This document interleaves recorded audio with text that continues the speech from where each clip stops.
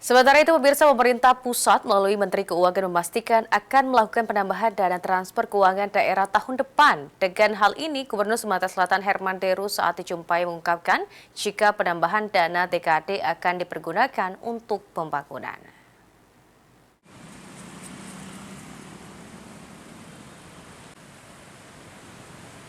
Sebagai upaya menjaga stabilitas sosial dan politik di daerah, Menteri Keuangan Menkyu Purbaya Yudi Sadewa menambahkan anggaran transfer keuangan daerah pada Rancangan Anggaran Pendapatan dan Belanja Negara (RAPBN) tahun 2026.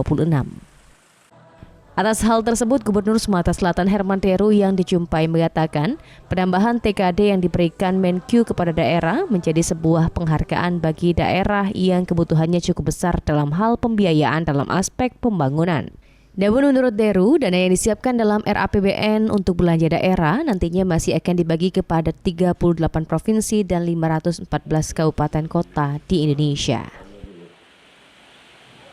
43 triliun itu dibagi 2002. Untuk berapa daerah pertanyaannya kan? Itu ini 500 lebih daerah kabupaten kota dan provinsi.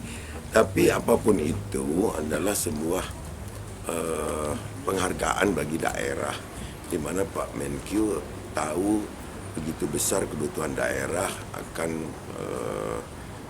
pembiayaan dalam pembangunan di daerah. Terima kasih Pak Menkyu.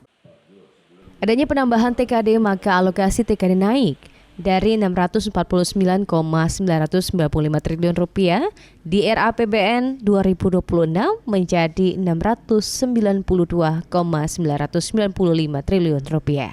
Eki Saputra, PAL TV.